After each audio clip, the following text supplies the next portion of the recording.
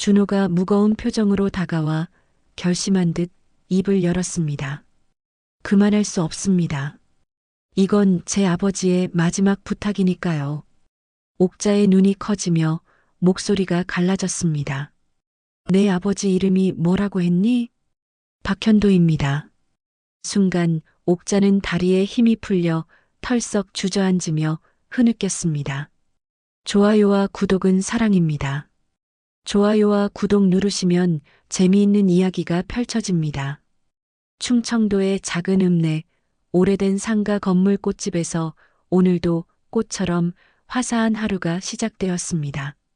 낡은 간판에는 옥자꽃집이라고 붓글씨로 적혀 있고 페인트가 벗겨진 유리창 너머 형형색색의 꽃들이 햇살을 받아 반짝이고 있었습니다. 73세의 한옥자는 이 작은 꽃집을 무려 40년 넘게 혼자 꾸려왔습니다. 매일 아침 7시 정각, 옥자는 어김없이 가게 문을 열었습니다. 철컥하는 자물쇠 소리와 함께 하루가 시작되는 순간입니다. 가장 먼저 옥자는 가게 한편에 놓인 낡은 라디오를 켰습니다. 지지직거리는 잡음 사이로 옛날 트로트가 흘러나오면 그제야 옥자의 얼굴에 미소가 번졌습니다. 오늘도 좋은 하루가 되겠구나. 옥자는 혼잣말을 중얼거리며 플라스틱 물뿌리개에 찬물을 받아왔습니다. 꽃들에게 물을 주는 것이 하루 중 가장 소중한 시간이었거든요. 장미에게는 뿌리 쪽으로 조심스럽게, 국화에게는 잎사귀가 젖지 않도록, 백합에게는 화분 가장자리부터 천천히 물을 주었습니다. 40년 넘게 꽃과 함께 살아온 그녀의 손길은 마치 아이를 돌보는 어머니처럼 부드러웠습니다. 가게 한편 햇볕이 잘 드는 자리에는 바람꽃들이 자리하고 있었습니다. 하얀색과 연분홍색의 작은 꽃잎들이 아침 바람에 살랑살랑 흔들리는 모습이 참으로 예뻤습니다. 옥자는 유독 바람꽃을 애지중지했습니다. 다른 꽃들보다 더 자주 물을 주고 시든 잎사귀는 정성스럽게 따내주었죠. 동네 사람들은 옥자를 꽃집 할머니라고 불렀습니다. 하지만 정작 옥자의 과거를 아는 사람은 거의 없었습니다. 젊은 시절 이 마을에서 제일 예뻤다는 소문만 무성할 뿐, 왜 평생 혼자 살았는지는 아무도 몰랐습니다. 지금의 옥자는 회색 머리를 단정하게 뒤로 빗어넘기고 검은색 면 앞치마를 두른 평범한 할머니였습니다. 옥자의 성격은 다소 까다로운 편이었습니다. 꽃을 함부로 다루는 손님에게는 따끔하게 한마디씩 했고 마음에 들지 않으면 얼굴에 그대로 드러났습니다. 하지만 속마음은 여린 사람이었습니다. 동네 떠돌이 고양이에게 몰래 우유를 주고 혼자 사는 할머니가 아프다는 소식을 들으면 꽃 한 다발을 들고 찾아가곤 했거든요. 오후 2시쯤이면 동네 노인들이 하나둘씩 꽃집 앞 평상에 모여들었습니다. 김씨 할아버지, 박씨 할머니, 정씨 영감. 이들은 거의 매일 이곳에서 만나 차 한 잔을 마시며 세상 돌아가는 이야기를 나누었습니다. 요즘 젊은 것들은 꽃도 안 사더라고. 그러게 말이야. 예전엔 연애할 때 꽃 한 송이라도 사줬는데. 옥자 씨도 젊을 때 꽃 받아본 적 있겠지? 이런 말이 나올 때면 옥자는 물뿌리개를 들고 가게 안쪽으로 들어가곤 했습니다. 과거 얘기는 듣기 싫었거든요. 특히 젊은 시절 이야기는 더더욱 말입니다. 매주 토요일 오후 3시 시계 바늘이 정확히 가리킬 때면 단골 손님이 찾아왔습니다. 박준호라는 48세의 중년 남성이었습니다.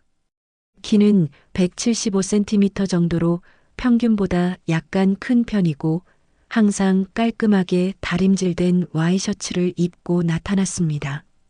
얼굴은 평범했지만 눈빛만큼은 어딘지 모르게 슬퍼 보였습니다. 안녕하세요. 바람꽃 좀 주세요. 준호는 언제나 정중하게 인사하며 같은 말을 했습니다. 다른 꽃은 거들떠보지도 않고 오직 바람꽃만 주문했습니다. 옥자는 처음엔 이상하다고 생각했습니다. 바람꽃은 장미나 백합처럼 화려하지도 않고 향도 거의 없는 소박한 꽃인데 왜 매주 똑같이 사가는지 궁금했거든요. 몇 송이나 드릴까요? 10송이면 됩니다. 준호는 항상 같은 개수를 주문했습니다. 옥자가 바람꽃을 하나씩 골라 신문지에 정성스럽게 포장하는 동안 준호는 조용히 가게 안을 둘러보았습니다. 그의 시선이 머무는 곳은 언제나 같았습니다. 라디오에서 흘러나오는 옛 노래, 낡은 꽃병들, 그리고 옥자의 뒷모습이었습니다. 쪽지도 넣어드릴까요? 옥자가 묻자 준호는 주머니에서 작은 종이를 꺼내 건네주었습니다. 처음 몇 번은 그냥 빈 종이인 줄 알았는데 어느 날 우연히 그 내용을 보게 되었습니다.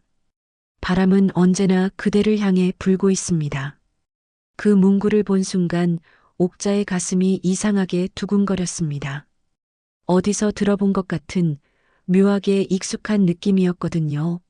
하지만 남의 편지 내용에 신경 쓸 이유는 없다고 생각했습니다.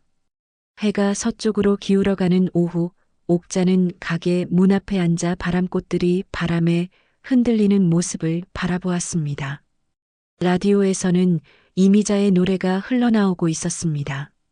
그 순간 문득 오래전 누군가의 목소리가 귓가에 맴도는 것 같았습니다.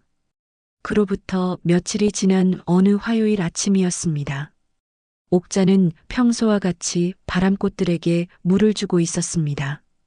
물뿌리개에서 떨어지는 물방울들이 꽃잎 위에서 구슬처럼 굴러떨어지는 모습을 보며 마음이 평온해졌습니다.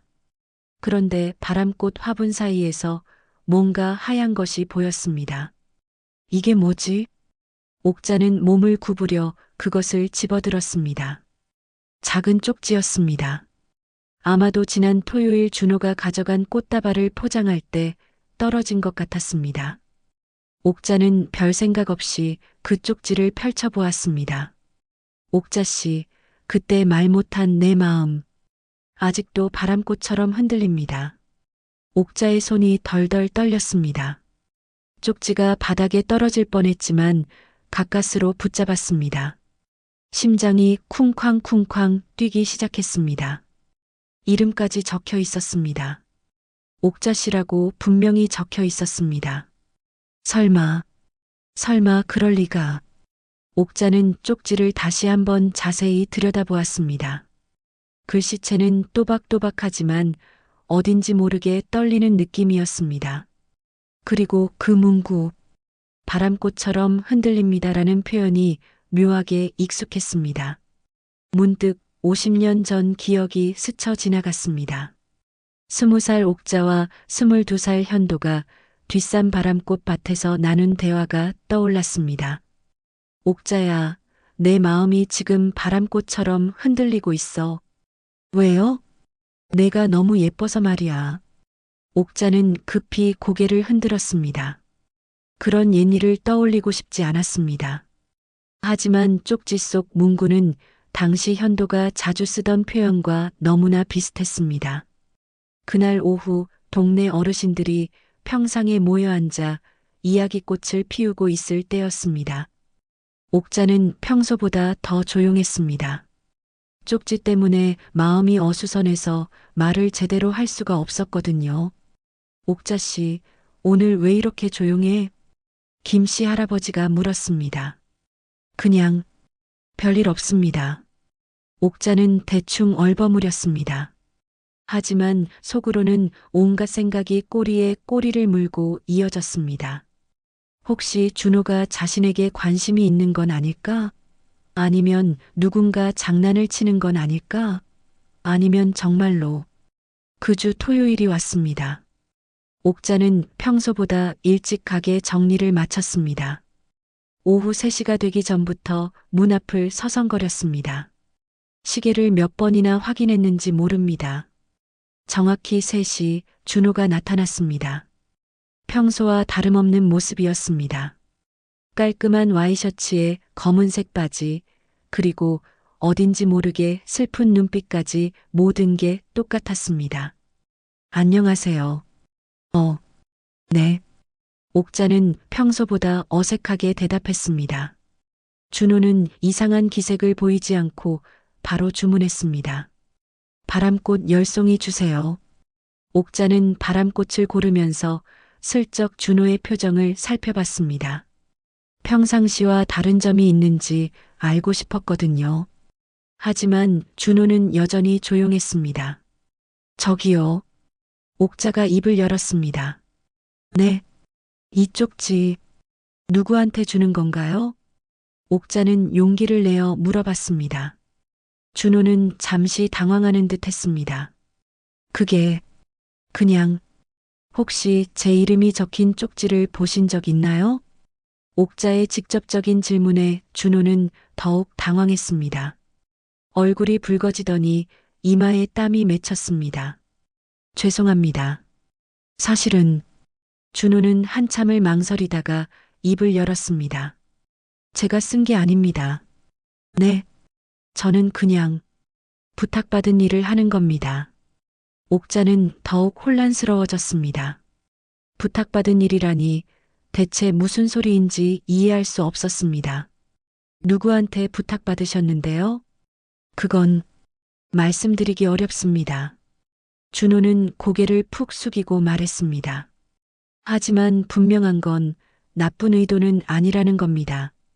그분이 정말 간절하게 부탁하셔서 그분이 누군데요? 옥자의 목소리가 떨렸습니다. 가슴 깊은 곳에서 뭔가 올라오는 것 같았습니다.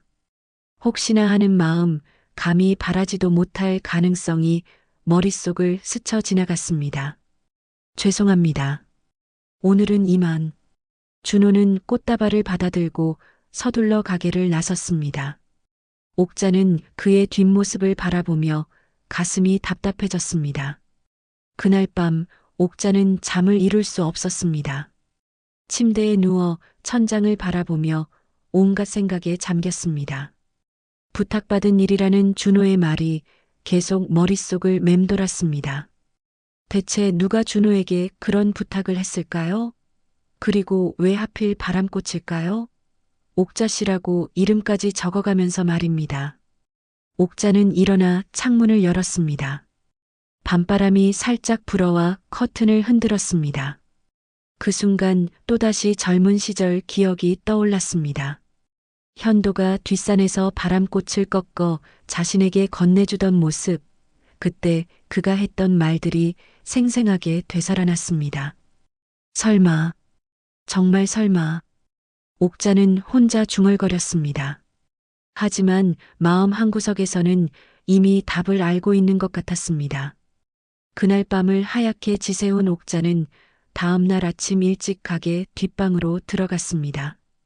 40년 넘게 살아온 이 공간에는 온갖 추억의 물건들이 쌓여 있었습니다. 낡은 장롱 맨 아래 서랍, 옥자는 오랫동안 열어보지 않았던 그곳을 조심스럽게 열었습니다. 서랍 안에는 누렇게 바랜 사진들과 편지들이 고이 보관되어 있었습니다. 50년 전 20살 옥자의 모습이 담긴 사진, 그 옆에 서 있는 22살 청년의 모습이 선명했습니다. 바로 박현도였습니다. 현도 씨, 옥자는 떨리는 손으로 사진을 집어들었습니다. 시간이 많이 흘렀지만 현도의 얼굴은 여전히 또렷했습니다. 선량하고 다정한 눈빛, 수줍은 미소, 모든 것이 그대로였습니다. 사진 뒤편에는 현도의 글씨로 이렇게 적혀 있었습니다. 우리 옥자에게, 바람꽃처럼 예쁜 그대에게 마이너스 현도. 옥자의 가슴이 쿵쾅거렸습니다. 바람꽃이라는 단어가 또다시 나타났습니다. 우연일까요? 아니면 정말로. 옥자는 사진 밑에 있던 편지들을 하나씩 꺼내봤습니다. 모두 현도가 쓴 것들이었습니다. 부모님의 반대로 결혼할 수 없게 되었을 때 마지막으로 받은 편지도 있었습니다. 옥자야, 미안하다. 내가 더 용기 있었다면, 더 강했다면 우리가 헤어지지 않아도 됐을 텐데. 하지만 언젠가는 다시 만날 수 있을 거야. 그때까지 건강하게 잘 살아줘. 바람이 불 때마다 내 생각이 날 거야. 편지를 읽으며 옥자의 눈에서 눈물이 흘러내렸습니다. 50년 전 그날이 생생하게 떠올랐습니다. 현도가 마을을 떠나던 날 기차역에서 마지막 작별 인사를 나누던 순간까지 모든 것이 어제 일처럼 느껴졌습니다. 설마 당신이 보낸 건가요? 옥자는 사진을 가슴에 꼭 안고 혼잣말을 했습니다. 하지만 동시에 의문도 들었습니다. 현도는 지금 어디서 무엇을 하고 있을까요? 살아있기는 한 걸까요? 그리고 정말 그가 준호에게 그런 부탁을 한 걸까요? 한편 시내 한 병원에서는 준호가 아버지의 병실을 지키고 있었습니다. 중환자실에 누워있는 아버지는 박현도, 바로 옥자의 첫사랑이었습니다. 산소호흡기에 의지한 채 의식을 잃었다 깼다 하는 상황이 계속되고 있었습니다. 아버지, 괜찮으세요? 준호는 아버지의 손을 잡고 조심스럽게 말을 걸었습니다. 현도는 힘겹게 눈을 떴습니다. 준호야, 옥자 씨는 어떠시던? 현도의 첫마디는 언제나 옥자에 대한 것이었습니다. 준호는 마음이 복잡했습니다. 아버지가 자신에게 이런 부탁을 한 지 벌써 6개월이 지났습니다. 아직 아무것도 모르시는 것 같아요. 그럴 거야. 갑자기 나타나서 그런 말하면 놀라겠지. 현도는 기침을 하며 말했습니다. 얼굴이 더욱 헬쑥해진 것 같았습니다. 아버지, 왜 이제 와서 이런 걸 저더러. 준호는 속마음을 털어놓았습니다. 50년이나 지났는데 지금 와서 이런 게 무슨 의미가 있나요? 옥자 할머니도 당황스러우실 텐데. 현도는 아들의 말을 듣고 한참을 생각했습니다. 그러다가 힘겹게 입을 열었습니다. 준호야, 내 청춘은 그 여인에게 묶여 있었다. 50년이 지났지만 하루도 잊은 적이 없어. 그렇다고 해서 내가 죽기 전에 마지막으로 전하고 싶은 말이 있어. 그때 못한 말들을. 현도의 목소리가 점점 작아졌습니다. 준호는 아버지의 절실한 마음을 이해하면서도 한편으로는 부담스러웠습니다. 아버지가 직접 가시면 안 되나요? 내가 이 꼴로 어떻게 가겠니? 옥자 씨를 놀라게 할 수도 없고. 현도는 고개를 저었습니다. 자신의 병든 모습을 옥자에게 보이고 싶지 않았습니다. 그럼 편지라도 직접 쓰세요. 손에 힘이 없어서 글씨를 제대로 쓸 수가 없어. 내가 대신 써줘. 준호는 깊은 한숨을 쉬었습니다. 아버지의 마지막 소원을 들어주고 싶었지만 동시에 이것이 옳은 일인지 확신이 서지 않았습니다. 내 대신 전해다오. 바람꽃과 함께. 왜 하필 바람꽃인가요? 옥자와 나의 추억이 담긴 꽃이야.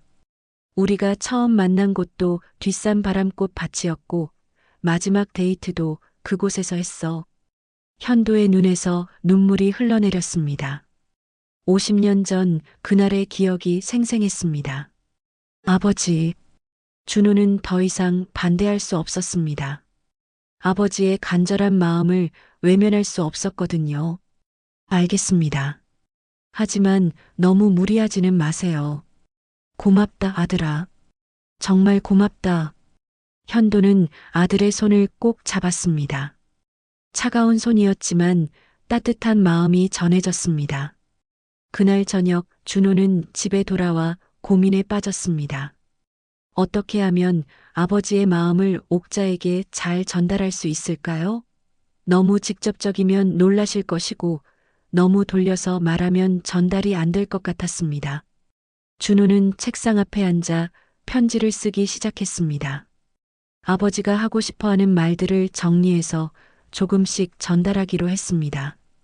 첫 번째 쪽지에는 이렇게 적었습니다. 옥자 씨, 그때 말 못한 내 마음. 아직도 바람꽃처럼 흔들립니다. 그 후 일주일 동안 옥자는 마음을 정리하려 애썼습니다. 하지만 쉽지 않았습니다. 꽃에 물을 주다가도 라디오를 듣다가도 자꾸만 그 쪽지가 떠올랐습니다. 그리고 현도의 얼굴도 함께 말입니다. 동네 사람들은 옥자의 변화를 눈치채기 시작했습니다. 평소보다 말수가 더 적어졌고 멍하니 허공을 바라보는 일이 잦아졌거든요. 옥자 씨, 요즘 어디 아픈 데라도 있어? 김씨 할아버지가 걱정스럽게 물었습니다. 아니에요.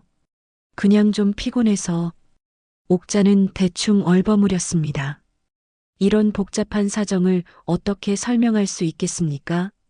50년 전 첫사랑 이야기를 꺼낼 수도 없는 노릇이었습니다. 요즘 옥자 씨한테 누가 꽃 보내는 거 아냐? 박씨 할머니가 농담 반 진담 반으로 말했습니다. 무슨 소리예요? 이 나이에 무슨 꽃을? 아니야, 분명히 뭔가 있어. 표정이 예전과 달라졌단 말이야.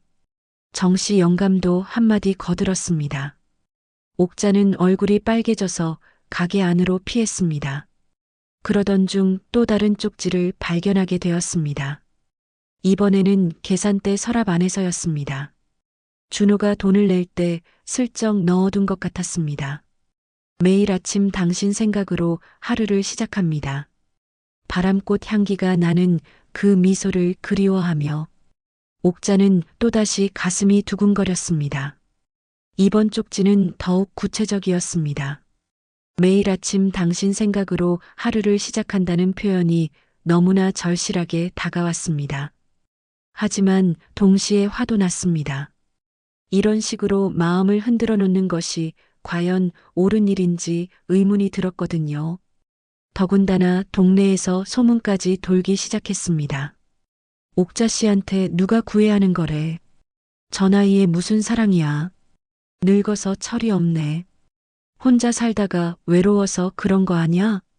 이런 말들이 귓가에 들려올 때마다 옥자는 견디기 힘들었습니다. 평생 조용히 살아온 자신이 갑자기 동네 화제거리가 된 것 같아서 부끄러웠습니다. 그 다음 토요일 옥자는 마음을 단단히 먹었습니다. 준호가 오면 분명히 따져 묻기로 결심했습니다. 이런 일은 더 이상 계속될 수 없었거든요.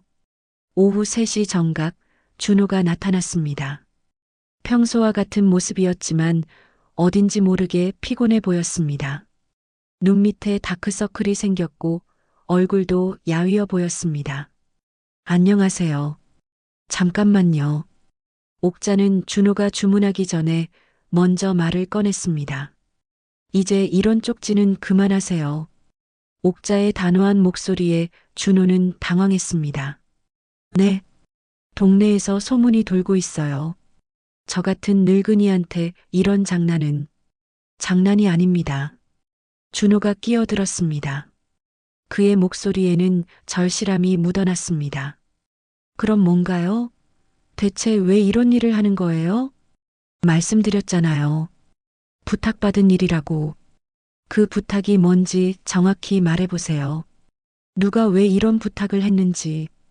옥자의 추궁에 준호는 갈등했습니다. 아버지와의 약속 때문에 쉽게 말할 수 없었지만 옥자의 단호한 태도를 보니 더 이상 숨길 수도 없을 것 같았습니다. 그만할 수 없습니다.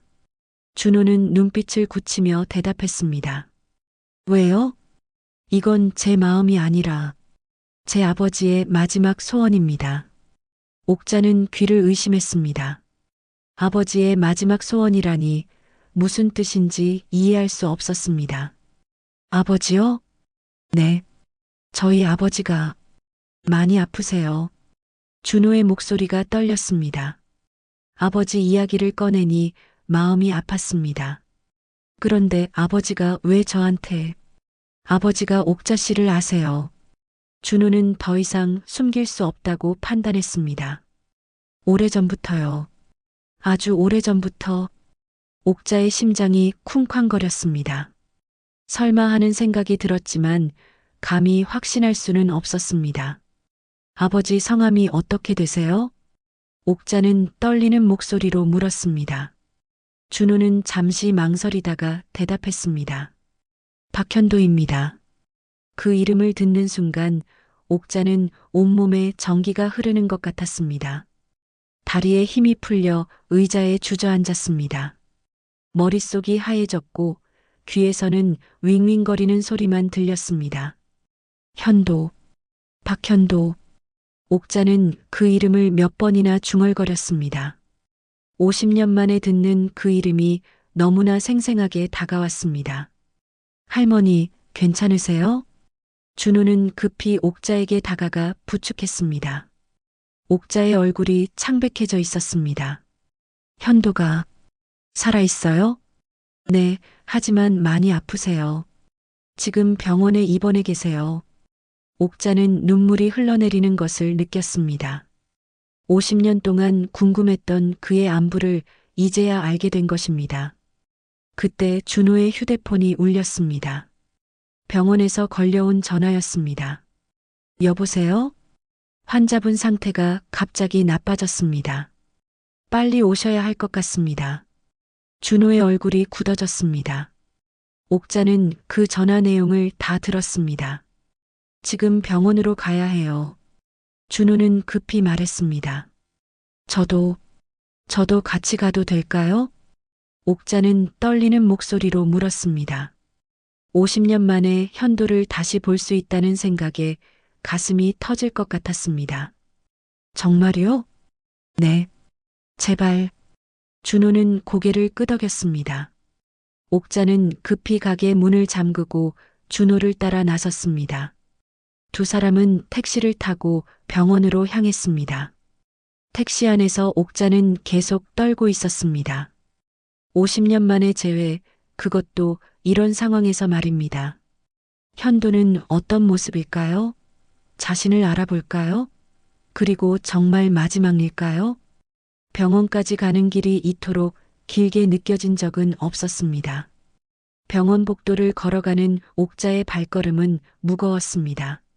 준호는 앞장서서 중환자실로 향했고 옥자는 그 뒤를 따랐습니다.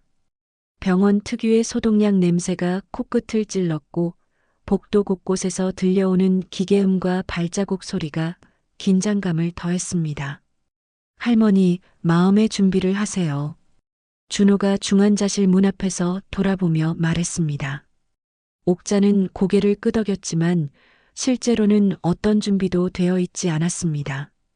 50년 만에 다시 만나는 첫사랑, 그것도 병실에서 말입니다. 중환자실 문이 열리자 여러 대의 의료기기가 보였습니다. 삐삐 소리를 내며 깜빡이는 모니터들, 산소호흡기의 규칙적인 소리, 그리고 침대에 누워있는 한 남자의 모습이 눈에 들어왔습니다. 옥자는 그 순간 숨이 멎을 것 같았습니다. 침대에 누워있는 사람이 바로 현도였습니다. 50년이라는 세월이 그를 많이 변화시켰지만 여전히 그의 얼굴에서는 젊은 시절의 모습을 찾을 수 있었습니다. 현도는 산소 마스크를 쓰고 있었고 얼굴은 병색으로 누렇게 떠 있었습니다. 한때 건장했던 체격은 뼈와 가죽만 남은 것 같았습니다. 하지만 그 모든 변화에도 불구하고 옥자는 한눈에 그를 알아봤습니다. 아버지. 준호가 조심스럽게 아버지를 불렀습니다. 현도는 천천히 눈을 떴습니다. 흐릿한 시선이 아들을 향했다가 그 옆에 서 있는 옥자를 발견했습니다. 현도의 눈이 크게 떠졌습니다. 산소 마스크 너머로 무언가 말하려는 듯 입술이 움직였습니다. 간호사가 다가와 산소 마스크를 잠시 치워주었습니다. 옥자, 정말 옥자야? 현도의 목소리는 가늘고 떨렸습니다. 50년 만에 부르는 그 이름에는 그리움과 안타까움이 가득했습니다. 네, 현도 씨. 옥자도 떨리는 목소리로 대답했습니다. 눈물이 목구멍까지 차올랐지만 참으려 애썼습니다. 왔구나. 정말 왔구나. 현도는 힘겹게 손을 들어 옥자를 향해 뻗었습니다. 옥자는 주저하다가 조심스럽게 그의 손을 잡았습니다. 차갑고 말랐지만 여전히 따뜻한 온기가 느껴졌습니다. 이제 와서 무슨 소리예요? 옥자는 울음을 참으며 말했습니다. 왜 이렇게 되도록 아무 소식 없이. 미안해. 정말 미안해. 현도는 눈물을 흘리며 말했습니다. 50년 동안 하루도 너를 잊은 적이 없었어. 거짓말. 옥자는 고개를 저었습니다. 그럼 왜 한 번도 찾아오지 않았어요? 편지 한 통, 안부 인사 한 번. 찾아갈 면목이 없었어. 현도의 목소리가 더욱 작아졌습니다. 부모님 말씀에 따라 다른 여자와 결혼했어. 의무감으로, 책임감으로. 옥자는 가슴이 무너지는 것 같았습니다. 그동안 혹시나 했던 기대가 한순간에 무너졌습니다. 그래서 아들도 있잖아요. 옥자는 준호를 바라보며 쓸쓸하게 말했습니다. 하지만 내 마음은 달랐어. 현도가 간절하게 말했습니다. 평생 내 생각만 했어.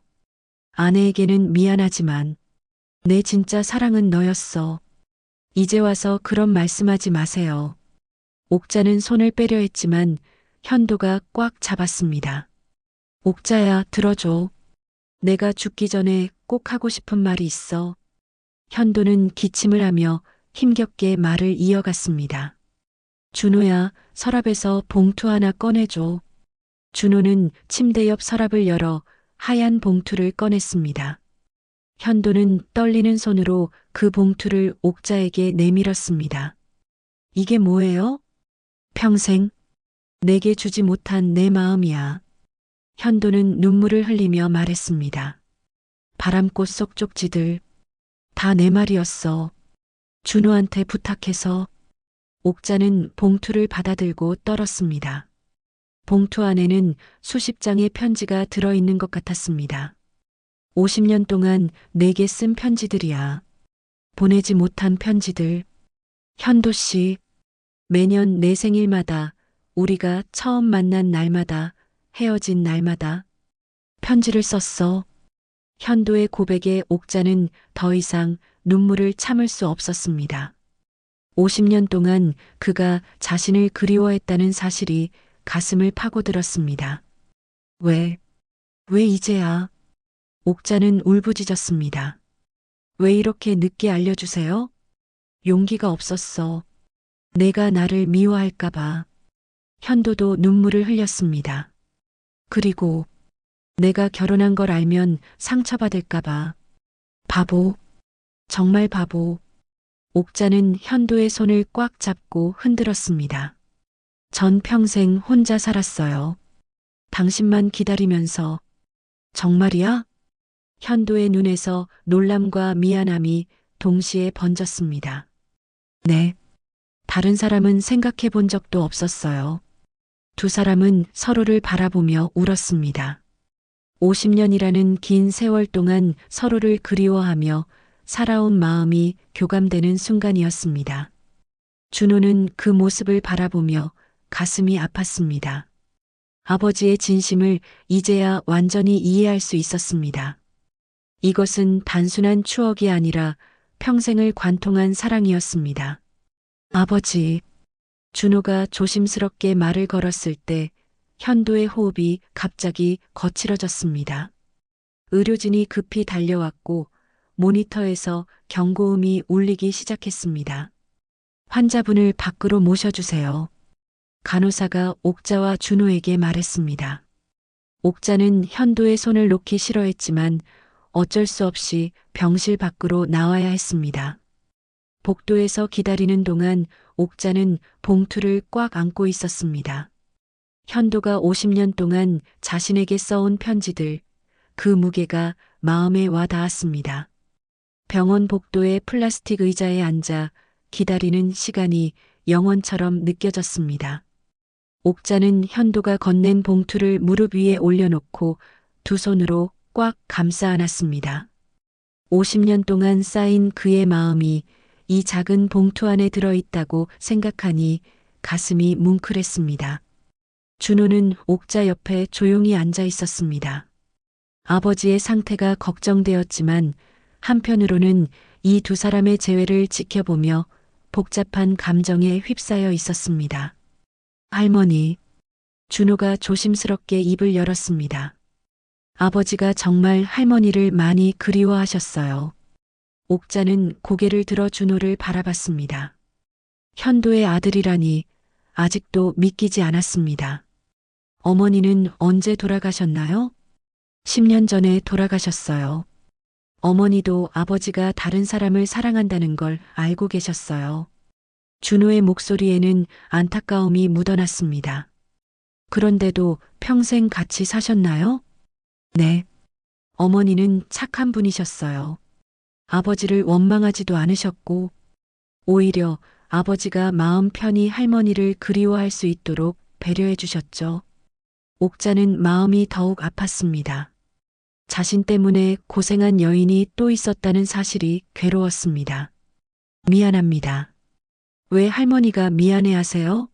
사랑은 어쩔 수 없는 거잖아요. 준호는 담담하게 말했습니다. 어머니도 그렇게 말씀하셨어요. 아버지를 원망하기보다는 그만큼 깊이 사랑할 수 있는 사람이 있다는 게 부럽다고. 그때 중환자실 문이 열리고 의사가 나왔습니다. 준호는 급히 일어나 의사에게 다가갔습니다. 어떻습니까? 일단 안정되었습니다. 하지만 의사는 말을 흐렸습니다. 시간이 얼마 남지 않은 것 같습니다. 가족분들과 마지막 시간을 보내시는 게 좋겠어요. 준호는 고개를 끄덕였습니다.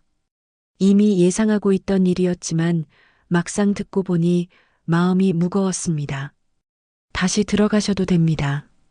하지만 너무 오래 계시면 안 되고 환자분이 힘들어하시면 밖으로 나와주세요.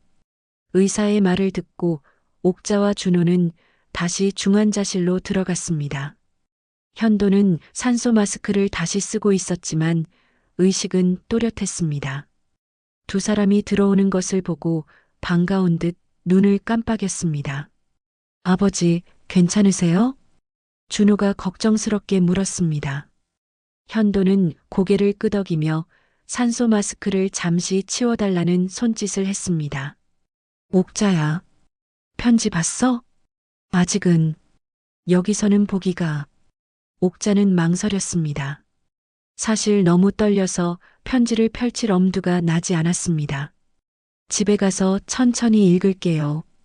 그래, 그게 좋겠어. 현도는 미소를 지었습니다.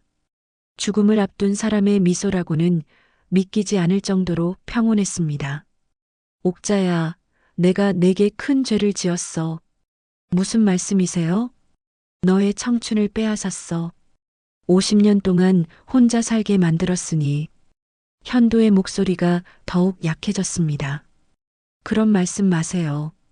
제가 선택한 일이에요. 옥자는 현도의 손을 꽉 잡았습니다. 후회 안 해요. 당신을 사랑했던 시간들, 기다렸던 시간들도 모두 소중했어요. 정말이야? 네, 정말이에요. 두 사람은 서로를 바라보며 미소를 지었습니다.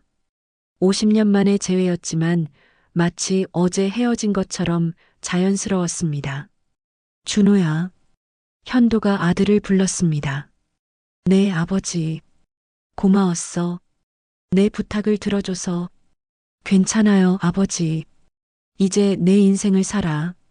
아버지 걱정은 하지 말고. 준호는 눈시울이 붉어졌습니다. 아버지가 이렇게 마지막 당부를 하는 모습을 보니 가슴이 아팠습니다. 옥자야, 마지막으로 하고 싶은 말이 있어. 현도는 힘을 내어 말했습니다. 뭐예요? 사랑한다.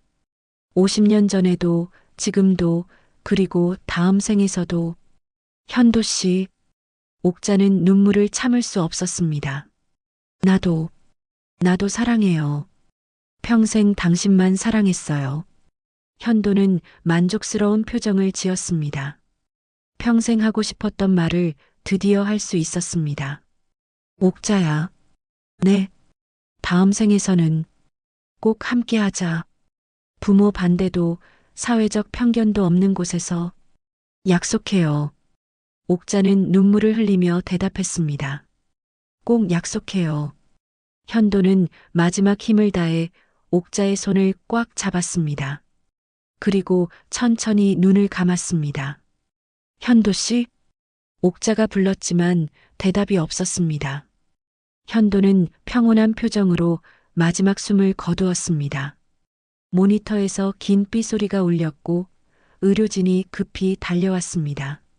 아버지, 준호가 울부짖었습니다. 옥자는 현도의 손을 놓지 못하고 그대로 서 있었습니다. 할머니, 간호사가 옥자를 부축해서 밖으로 데려갔습니다. 옥자는 멍한 상태로 복도에 서 있었습니다.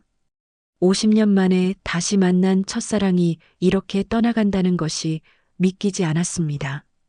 준호는 아버지의 임종을 지켜본 후 옥자에게 다가왔습니다. 두 사람 모두 눈물로 범벅이 되어 있었습니다. 할머니, 현도 씨가 정말 가셨나요? 옥자는 아직도 현실을 받아들이기 힘들어했습니다. 네, 편안하게 가셨어요. 준호는 옥자를 위로했습니다.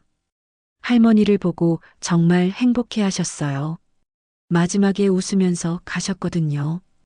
옥자는 봉투를 가슴에 꽉 안고 흐느꼈습니다. 현도의 마지막 선물, 50년 동안의 편지들이 그녀에게 남겨진 유일한 위안이었습니다. 현도의 장례는 조용히 치러졌습니다. 준호의 몇몇 친척들과 직장 동료들, 그리고 옥자가 참석했습니다. 옥자는 검은 한복을 입고 관 앞에 서서 마지막 인사를 했습니다. 50년 전 헤어질 때는 다시 만나자고 했는데 이렇게 영원한 이별을 하게 될 줄은 몰랐습니다. 현도 씨, 이제 정말 가시는 거예요? 옥자는 관 앞에서 속삭였습니다. 관 속의 현도는 마치 잠들어 있는 것처럼 평화로워 보였습니다. 준호가 정성껏 단장해준 덕분에 병색도 많이 가셔서 젊은 시절의 모습이 어렴풋이 보였습니다. 장례식장에서 옥자는 현도의 유품 중 하나를 받았습니다. 낡은 가죽 지갑 속에서 나온 것은 50년 전 두 사람이 함께 찍은 사진이었습니다. 가장자리가 해지고 색이 바래졌지만 현도는 그 사진을 평생 간직하고 있었던 것입니다. 아버지가 가장 소중히 여기던 거예요. 준호가 옥자에게 말했습니다. 할머니도 가지고 계시면 좋겠어요. 옥자는 떨리는 손으로 사진을 받아들었습니다. 사진 속 20살의 자신과 22살의 현도가 환하게 웃고 있었습니다. 세상 무엇도 두렵지 않을 것 같던 그 시절이 그리웠습니다. 장례를 마치고 집으로 돌아온 옥자는 현도가 준 편지 봉투를 책상 위에 올려놓고 한참을 바라봤습니다. 50년 동안 쌓인 그의 마음이 이 안에 들어있다고 생각하니 쉽게 열어볼 수가 없었습니다. 용기를 내자. 옥자는 혼잣말을 하며 봉투를 조심스럽게 열었습니다. 안에는 정말로 수십 장의 편지가 들어있었습니다. 각각 다른 날짜가 적혀 있었고 모두 정성스럽게 쓰여져 있었습니다. 첫 번째 편지는 1975년 3월 15일 두 사람이 헤어진 지 한 달 후에 쓴 것이었습니다. 사랑하는 옥자에게 부모님 말씀에 따라 서울로 올라왔습니다. 매일 내 생각뿐입니다. 뒷산에 바람꽃들이 피었을 텐데 혼자 보고 있을 너를 생각하니 가슴이 아픕니다. 꼭 다시 만납시다. 마이너스 현도. 옥자는 첫 문장부터 눈물이 났습니다. 그때 그가 정말로 자신을 그리워했구나 하는 생각이 들었습니다. 두 번째 편지는 1976년 10월 2일 옥자의 생일날 쓴 것이었습니다. 옥자야, 생일 축하해. 멀리서나마 축하해주고 싶어서 편지를 씁니다. 지금쯤 21살이 되었겠네요. 더 예뻐졌을 것 같아서 보고 싶습니다.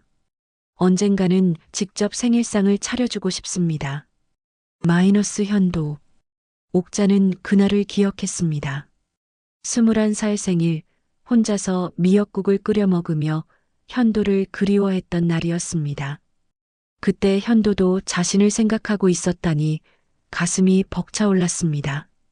세 번째 편지는 1978년 5월 20일자였습니다. 옥자야, 오늘 결혼했습니다. 부모님이 정해주신 분과 말입니다. 하지만 내 마음은 여전히 내게 있어요. 이런 내가 비겁하고 이기적이라는 걸 알지만 너를 포기할 수는 없어요. 미안해요. 정말 미안해요. 마이너스 현도. 이 편지를 읽을 때는 복잡한 감정이 들었습니다.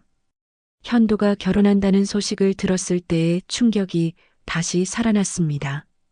하지만 그때도 자신을 생각해 주었다는 사실에 위로가 되었습니다. 편지는 계속 이어졌습니다. 1980년 준호가 태어났을 때 1985년 옥자꽃집이 문을 열었다는 소식을 들었을 때 1990년 뒷산 바람꽃밭이 사라졌을 때 모든 순간순간에 현도는 옥자를 그리워하며 편지를 썼습니다. 1995년 편지에는 이런 내용이 있었습니다. 옥자야, 아직도 혼자 사나요? 가끔 마을 소식을 듣는데 여전히 꽃집을 운영한다고 하더군요. 좋은 사람 만나서 행복하게 살았으면 좋겠어요. 나 때문에 평생 혼자 살면 안 되는데. 하지만 이기적으로는 내가 다른 사람과 결혼했다는 소식을 듣기가 두려워요. 마이너스 현도. 옥자는 그 편지를 읽으며 쓴웃음을 지었습니다. 현도는 자신이 좋은 사람을 만나기를 바라면서도 한편으로는 그것을 두려워했던 것입니다. 자신도 마찬가지였습니다. 현도가 행복하기를 바라면서도 다른 여자와 행복해하는 모습은 상상하기 싫었거든요. 2000년대에 들어서면서 편지의 내용은 더욱 절실해졌습니다. 옥자야, 나이가 들수록 내가 더 그리워집니다. 젊을 때는 언젠가 다시 만날 수 있을 거라는 희망이 있었는데, 이제는 그런 기회도 별로 남지 않은 것 같아요. 한 번만이라도 다시 보고 싶습니다. 그냥 멀리서라도. 2010년 아내가 돌아가신 후에는 편지의 어조가 바뀌었습니다.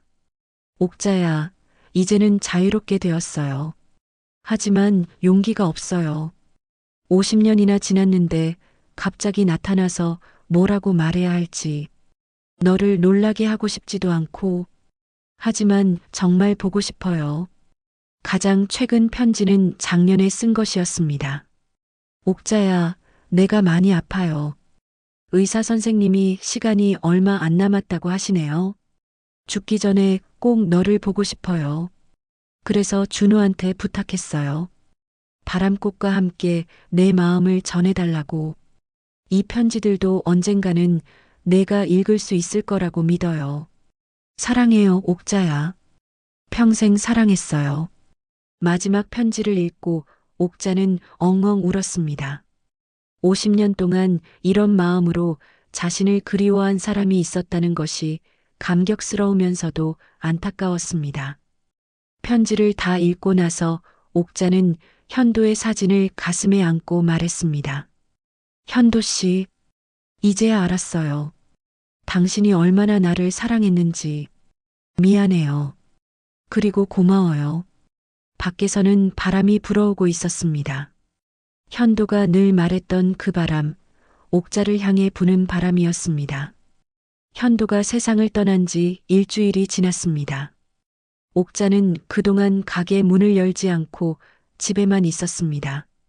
현도의 편지들을 몇 번이고 다시 읽으며 50년 동안 놓쳤던 시간들을 되돌아보았습니다. 슬픔과 그리움, 그리고 묘한 안도감이 뒤섞인 복잡한 감정이었습니다. 동네 사람들은 옥자의 변화를 걱정하기 시작했습니다. 평소 규칙적으로 문을 열던 꽃집이 계속 닫혀 있으니 이상할 수밖에 없었습니다. 옥자 씨가 어디 아프신 건 아닐까? 요즘 며칠째 가게 문을 안 여시던데. 결국 김 씨 할아버지가 옥자의 집 문을 두드렸습니다. 옥자 씨, 괜찮아요? 옥자는 부스스한 머리와 초췌한 얼굴로 문을 열었습니다. 아, 김 씨 영감님. 무슨 일이에요? 며칠째 가게도 안 열고. 그냥 몸이 좀 안 좋아서요. 옥자는 대충 얼버무렸습니다. 현도와의 일을 설명하기에는 너무 복잡했거든요. 그래도 꽃들은 돌봐야죠. 물도 안 주면 다 죽어요. 김씨 할아버지의 말에 옥자는 정신이 번쩍 들었습니다. 맞습니다. 꽃들은 자신의 슬픔과 상관없이 물과 햇빛이 필요했습니다. 네, 내일부터 다시 열겠습니다. 다음 날 아침 옥자는 오랜만에 가게 문을 열었습니다. 일주일 동안 물을 주지 못한 꽃들이 시들어 있었습니다. 특히 바람꽃들이 많이 상해 있었습니다. 미안해. 정말 미안해. 옥자는 꽃들에게 사과하며 정성스럽게 물을 주었습니다. 시든 잎사귀들을 따내고 새 흙을 갈아주었습니다. 꽃들을 돌보는 동안 마음이 조금씩 안정되는 것을 느꼈습니다. 오후쯤 준호가 꽃집을 찾아왔습니다. 현도의 장례 이후 처음 보는 얼굴이었습니다. 할머니, 안녕하세요. 어머, 준호 씨. 옥자는 반가우면서도 어색했습니다. 현도가 없는 지금 준호와는 어떤 관계가 될지 모르겠었거든요. 꽃 좀 사러 왔어요. 무슨 꽃을요? 바람꽃이요. 옥자는 깜짝 놀랐습니다. 현도가 세상을 떠났는데도 준호가 바람꽃을 사러 온 것입니다. 누구 드릴 건가요? 아버지 산소에 갖다 드리려고요. 준호의 말에 옥자의 마음이 따뜻해졌습니다. 현도가 그토록 사랑했던 바람꽃을 아들이 무덤에 가져다 주겠다는 것이었습니다. 제가 같이 가도 될까요? 옥자가 조심스럽게 물었습니다. 물론이죠. 아버지도 좋아하실 거예요. 두 사람은 함께 바람꽃을 준비했습니다. 옥자는 가장 예쁜 바람꽃들을 골라서 정성스럽게 꽃다발을 만들었습니다. 그리고 현도가 마지막에 준 편지 중 하나를 함께 가져갔습니다. 현도의 무덤은 읍내에서 조금 떨어진 조용한 언덕에 있었습니다. 바람이 잘 통하는 곳이어서 현도가 좋아했을 것 같았습니다. 아버지, 할머니가 오셨어요. 준호가 무덤 앞에서 말했습니다. 옥자는 바람꽃을 무덤 앞에 놓고 무릎을 꿇었습니다. 현도 씨, 편지 다 읽었어요. 옥자는 무덤을 향해 말했습니다. 50년 동안 정말 고생 많으셨어요. 저 때문에 바람이 불어와서 바람꽃 꽃잎들이 살랑거렸습니다. 마치 현도가 대답하는 것 같았습니다. 이제는 편히 쉬세요. 그리고 다음 생에서 꼭 만나요. 옥자는 눈물을 흘리며 현도와의 마지막 대화를 나누었습니다. 준호는 조용히 그 모습을 지켜보았습니다.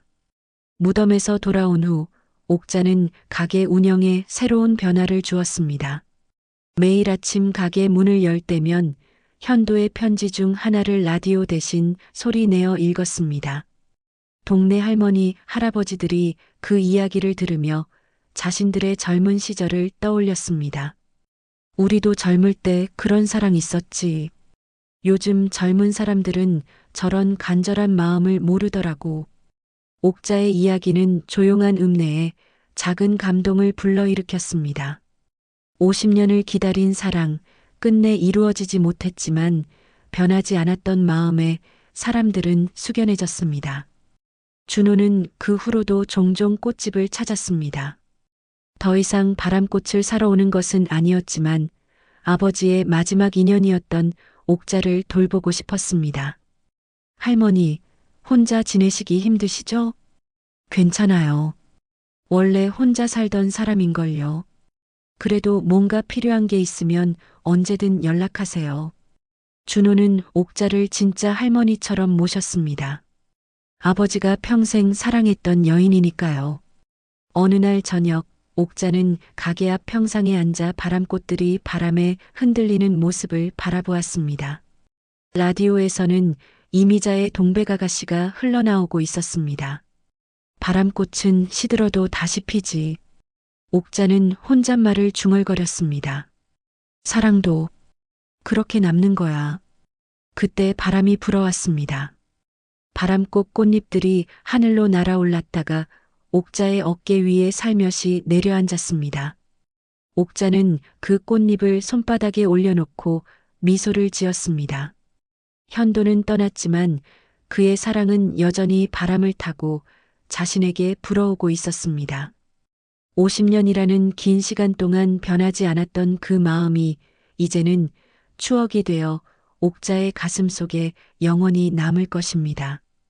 해가 저물어가는 읍내의 꽃집에서 73세의 옥자는 평생의 사랑을 마음에 품고 새로운 하루를 준비했습니다.